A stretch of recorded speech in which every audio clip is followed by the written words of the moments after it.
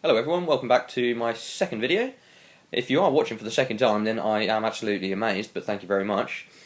Anyway, this one is going to be a little bit about Sebastian Vettel, because obviously he's had a bit of a tough time at the start of the season, well, very tough time to be honest at the start of the season, but he seems to be getting, well, certainly in the Russian Grand Prix, he certainly showed his pace, maybe not in qualifying, but certainly during the race, after he overtook Charles.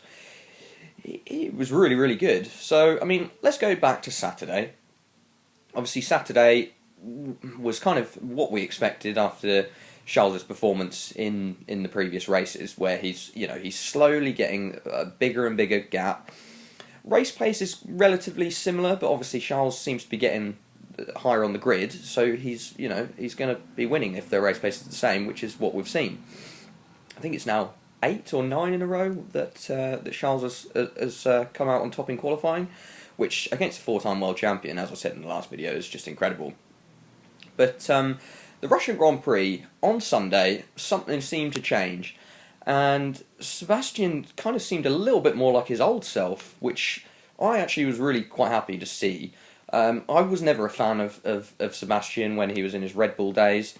I think it's just because he was dominating everything, and I wanted to see a race, and we'd know that, well, pretty much know that Sebastian was probably going to win every single time. And as he proved that he did, because he won 4 championships on the trot.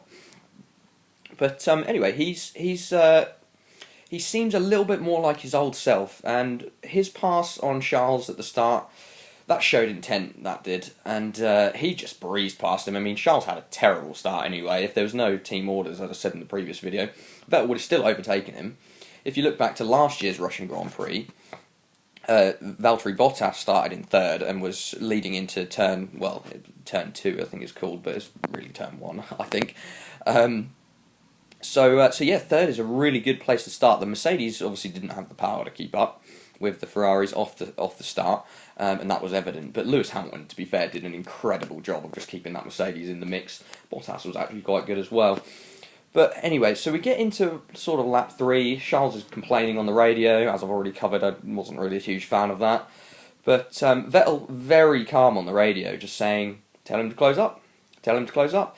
And what I thought from pretty much every race in the last, 10 races, I thought, well, yeah, he's just going to stick with him, and they're going to have to change positions. Vettel's going to have to let him past, which I think is absolutely terrible in any race, to be honest. When teams do that, it's awful to watch for the fans. But anyway, he just showed his calmness, his maturity on the radio. He basically said catch up, and I thought Charles was going to catch up. He couldn't. Vettel built up the lead, really, really impressive. And I think that got in Charles' head, and that was what Sebastian was always incredible at when he was teammates with Mark Webber. He would get into his teammates' head and make them worse. And now this is going to be a really interesting battle with these two, because they're both, well, they're completely different. One's coming into F1, one isn't, but they're both. I think they're both incredibly hungry, and they both want to prove that they're the best driver in the world. And although that's really good for the fans, it's terrible for Ferrari. But yeah, I just thought Sebastian looked more like his old self in this race, and I thought Charles was going to keep with him. He couldn't. Vettel had the pace. He was definitely the driver of the day, even though he probably won it because of his V12 comment. But I still thought he was driver of the day anyway, especially under the circumstances. Coming back when you're constantly losing to someone all the time, that really starts to grate at you, and you think, what do I have to do to beat this person? And for Sebastian to be able to actually overcome that after quite a long period of time and still put in the performance he did, I thought was absolutely brilliant. So moving on to Suzuka, going to be a very interesting one. I predict that the Red Bulls are going to be the quick car round Suzuka. I think the Ferraris are going to be second, but I think it's going to be very close between those top 3 teams. And as I was saying, the last sector in Suzuka, 3 big power sectors, 3 big straights. So you've got the one out of the hairpin. There is a corner on that, but it's flat out. And then obviously you come out of Spoon, another big straight into 130R, and then you obviously have the main straight as well. So a lot of power in that sector. So it'll be interesting to see. I think Ferrari will will have to succumb to Red Bull, but I'm probably wrong. No one thought that Ferrari were going to win in Singapore, including myself, so, you know, that just, who knows, to be honest. But with Sebastian and Charles, if Sebastian can outrace Charles again, then he's going to start turning the tide in his favour. As we all know, at the start of the season, he was definitely the number one driver.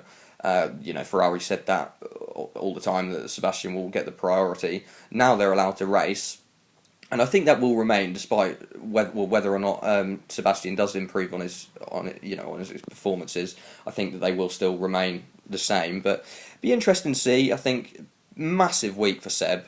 Massive week, whether he can keep this momentum going and kind of derail this sort of more immature teammate that he's got. So, be very interesting to see. Love to know what everyone else thinks. Let us know. Probably don't like and subscribe. I don't blame you for not doing that. Hopefully I'll start making some better videos soon. But anyway, thanks for watching.